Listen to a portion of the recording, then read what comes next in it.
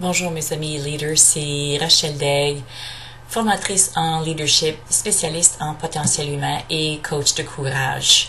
Bonjour et bienvenue à cette capsule où est-ce qu'on poursuit nos grosses questions et nos belles discussions. Cette année, mon désir est de créer une plateforme qui va continuer la conversation. En plus de faire des vidéos, je vous invite ensuite de me joindre pour continuer la conversation via un forum de mentorat. Donc, suite aux vidéos, tous les lundis soirs, on va avoir une téléconférence. Et puis là, je vais partager un peu de sagesse, pousser la réflexion et on va se donner des défis. Et puis, ces défis-là vont nous aider à atteindre encore de plus grands objectifs et peut-être aussi à une cadence plus rapide. Donc, pour les prochains mois encore, je tire sagesse du livre de John Maxwell, De bons leaders posent d'excellentes questions. Et puis, John observe qu'il faut se valoriser pour investir en soi-même. Et donc, les questions aujourd'hui sont relatives à notre investissement dans nous-mêmes, comment on se valorise et comment on investit dans soi-même. Donc, ma première question est, quel investissement avez-vous prévu cette année pour votre croissance? Qu'est-ce que vous faites? C'est John qui nous rappelle que on ne peut pas croître notre leadership au-delà de nos propres compétences.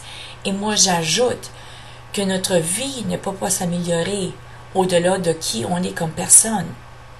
Donc, qu'est-ce que ça signifie qu'on a choisi de ne pas investir dans sa croissance? Premièrement, je pense que on ne va pas améliorer. Et deuxièmement, comme on l'a mentionné, c'est une indication que peut-être qu'on ne se valorise pas.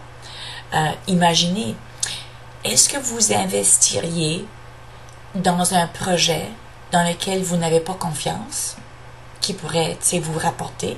Bien sûr que non. Et donc, le fait que vous n'investissez peut-être pas dans vous-même, n'est-ce pas la même chose?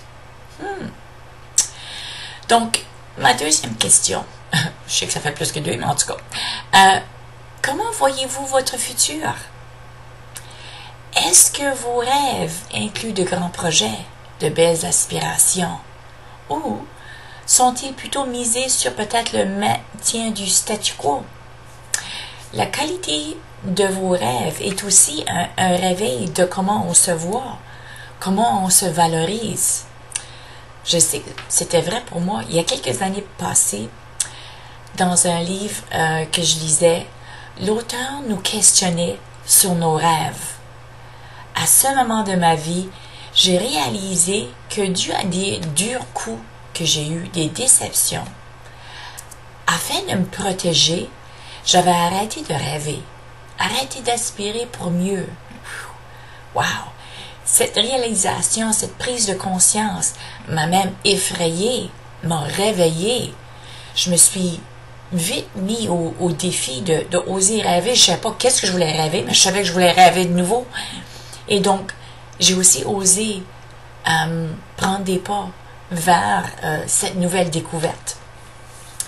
Donc, quels sont vos rêves? Est-ce qu'ils vous passionnent? Est-ce qu'ils vous passionnent à investir en vous-même? J'espère que oui. Et sinon, qu'est-ce qui vous retient? Qu'est-ce que dans le futur qui vous fait peur? Qu'est-ce que dans votre passé qui vous cause à avoir peur? Pourquoi hésitez-vous? Donc, découvrez la réponse à ces questions et puis ça va vous libérer. Donc, ça, c'est juste un petit aperçu de la genre de discussion qu'on va avoir. Donc, si vous voulez avoir plus de clarté sur qu'est-ce que vous voulez faire et comment y arriver, comment vous libérer de ce statu quo, joignez la conversation. Venez faire partie du groupe. Donc, la façon, c'est de cliquer sur le lien pour mon site web. Vous pourrez vous enregistrer. Et puis, tous les lundis soirs, vous serez bien encadré dans un cercle de succès, de mentor et de coaching. Et donc, comme toujours, D'ici à là, je vous souhaite bonne réflexion, bon succès et bon courage. Salut!